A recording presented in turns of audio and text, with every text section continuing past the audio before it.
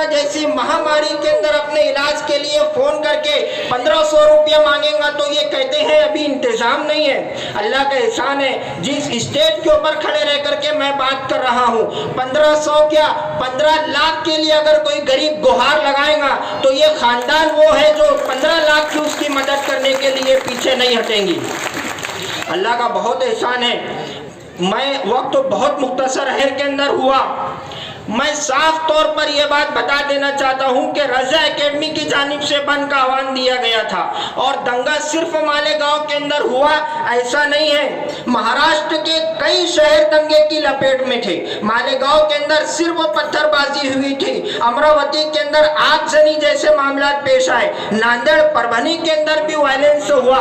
हमने कभी भी वायलेंस की हिमायत नहीं की है, हर वक्त हमने वायलेंस का कंडेम किया है और दंगे की हिमायत करना यह हमारे मिजाज से मुताबिकत भी नहीं रखता।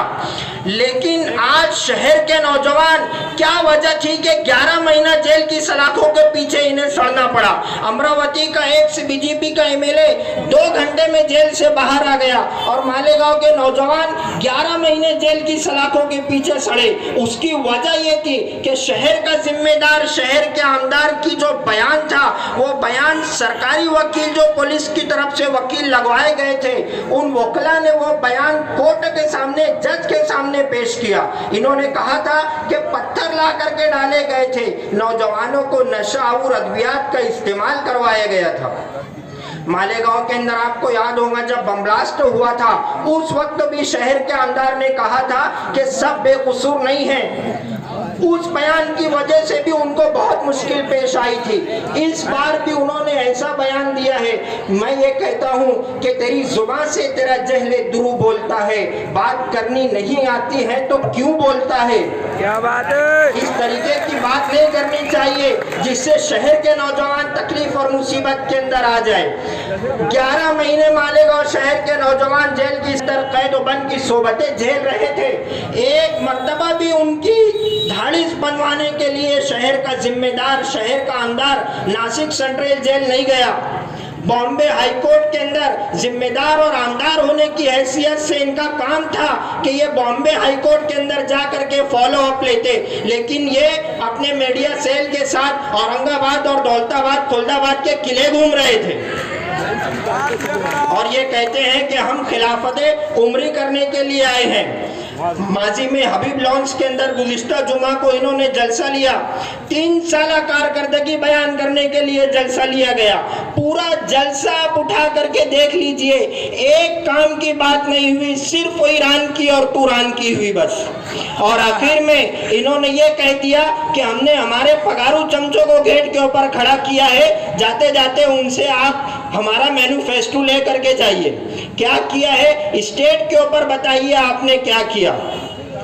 इस तरीके की सियासत शहर के अंदर खेली जा रही है। गुज़िश्ता जुमा 14 अक्टूबर को शेख रशीद साहब का 40 साल इतराफ़ खिदमत के नाम से हमने प्रोग्राम लिया था। मुझे ऐसा लग रहा था कि वो प्रोग्राम के ऊपर तनकीद नहीं होंगी और नहीं होना चाहिए था, क्योंकि हमने ये आह्वान किया था कि वो गैर सियासी प्रोग्राम है। और शेख रशीद साहब की 40 साल सियासी ज़िंदगी के अंदर आप कहते हो कि इन्होंने क्या किया। मैं ये कह रहा हूँ कि 40 साल के अंदर एक काम जो आज हमने माजी में भी ये बात कही थी, 50 किलोमीटर यहाँ से धुलिया है, मनमाड़ यहाँ से बहुत करीब है, आज भी वहाँ के लोग पानी के लिए तरसते हैं। 40 दिन हो जाता है लोगों को पीने का पानी नहीं मिलता।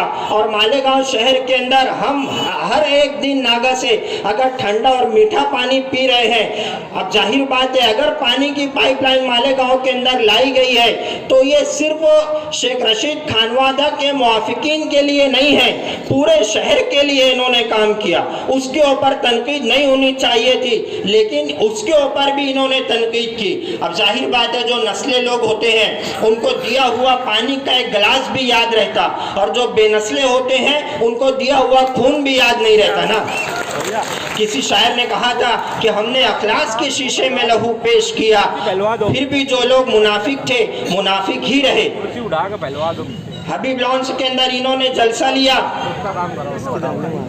12 नवंबर के मामले के अंदर एक मर्तबा भी ये बॉम्बे हाई कोर्ट के अंदर नहीं गए और उसके बाद इन्होंने शहर के वकीला के ऊपर जो इल्जाम लगाया है, जिन लोगों ने इनकी दाद रसी की, उसके ताल्लुक से इन्होंने क्या कहा कि अगर मैं चाहता तो ये 6 महीना पहले छूट करके आ जाते थे। आपको शर्म आनी चाहिए। 11 महीना वो जेल की सलाखों के पीछे सड़े हैं। आप उनके अहले खाना के घर नहीं गए, आप बॉम्बे हाई कोर्ट एक बार भी नहीं गए, आप नासिक उनकी हिम्मत बनाने के लिए एक बार भी नहीं गए, और आप उनके जख्मों पर इस तरीका से नमक छिड़क रहे हो कि अगर मैं चाहता तो 6 महीना पहले ये जेल के बाहर आ जाते। अब शर्म भी कैसी आएंगी, रहेंगी तो आएंगी ना। मैसर आफरीदी ने कहा था, जुनून पर अक्ल हावी हो गई थी, तमाशा होने वाला था हुआ नहीं।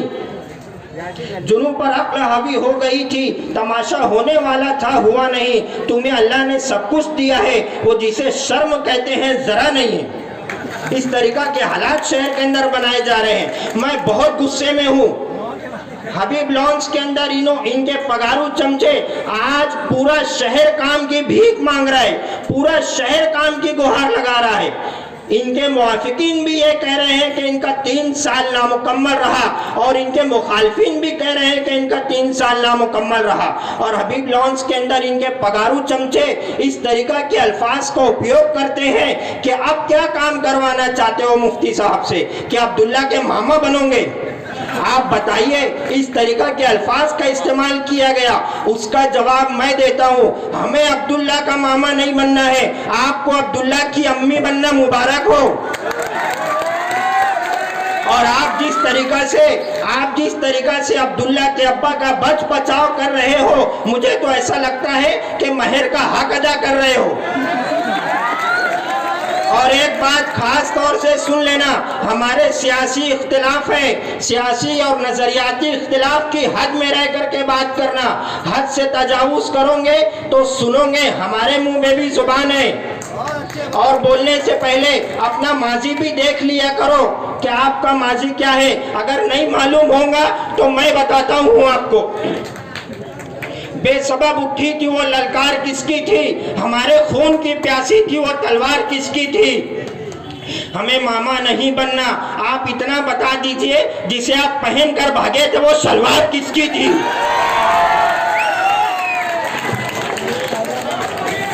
और आज यहाँ पर बहुत सारे लोग हमारे 12 नवंबर मामले में जो छूट करके आए हैं, मैं उन नौजवानों की हौसला अफजाई को सलाम करता हूँ। मैं पुलिस डिपार्टमेंट के ऊपर खुला आरोप लगाता हूँ कि पुलिस डिपार्टमेंट ने दोहरा किरदार निभाया है। पुलिस डिपार्टमेंट ने एक FIR 2-3 सेक्शन के अंदर की है, और हमारे नबी की शान का मसला है। आप हमें 11 महीने जेल में रख करके डरा नहीं सकते हो। मैं पुलिस डिपार्टमेंट को साफ तौर पर यह बात बता देना चाहता हूँ कि जाहिर हुए तेरे मंसूबे, वाकिफ हुए तेरे खेलों से, हम मौत से बेखौफ हुए, तुम मत डरा हमें जेलों से। आखिरी बात, शहर के अंदर माजी में मैं शहर के एक पंटर साहब की वीडियो सुन रहा था। उसके अंदर वो कह रहे थे शहर के आमदार के ताल्लुक से कि इनको कुछ समझता नहीं है, ये पुलिस हवलदार को भी साहब बोलते हैं। मैं नाम नहीं लूंगा, नहीं तो आप लोग समझ जाएंगे कि मैं एजाज बेग की बात कर रहा हूँ। इनको 3 साल के बाद समझा कि आमदार को कुछ समझता नहीं है। इनको उस वक्त नहीं समझा था जब ये शर्ट उतार करके हरा गुलाल खेल के नाच रहे थे। इनको आज समझाए। वो रानी बाग के गधे का लतीफा सुना है ना। रानी बाग के अंदर एक आदमी आता, जानवरों को जमा करके लतीफा सुनाता, सब जानवर हंसते, गधा नहीं हंसता। 1 दिन 2 दिन 3 दिन के बाद गधा हंसना चालू करता। जानवर उससे पूछते कि व्हाई आर यू लफिंग, तुम क्यों हंस रहे हो? गधा कहता कि वो आदमी ने लतीफा सुना के गए ना। तो जानवर कहते उसने तो 3 दिन पहले सुनाया था। गधा कहता मुझे आज समझा ना। इनको 3 साल के बाद समझा कि उनको कुछ नहीं समझता है। मैं फिर कह रहा हूँ। और शहर के आमदार ने हबीब लॉन्च का जलसा होने के बाद इंटरव्यू लेकर के ये कहा, शुक्रिया अदा किया कि हम ये देखना चाहते थे कि हमारे साथ कितने लोग हैं। इनका बेवकूफ़ बनाने का धंधा देखो। ये गर्दी जमा करके नौजवानों को बेवकूफ बनाते हैं। लेकिन मैं साफ तौर पर कह देना चाहता हूँ, कुरान कहता है जाअल हक़ व ज़हक़ल बातिल इन्नल बातिल काना ज़हूक़ा, कि हक और बातिल की मार्का आराई में जीत हमेशा हक की होती है। बस आखिर में मैं इतना कह करके अपनी बात खत्म करूंगा कि हमें तो आखिर ये देखना है, रहेंगी लहजे में धार कब तक, तुम्हारे लफ्ज़ों की कैचियों से परिंदे होंगे शिकार कब तक। ये वक्त तो दुनिया में ज़िंदगी भर किसी का होकर नहीं रहा है, रहेंगे हम बेवकूफ़ कब तक, बनोगे तुम होशियार कब तक। और यहाँ से वहाँ तक के एक एक आदमी का हाथ हवा में उठना चाहिए। आइंदा असेंबली के अंदर आपको शेख आसिफ साहब का साथ देना है।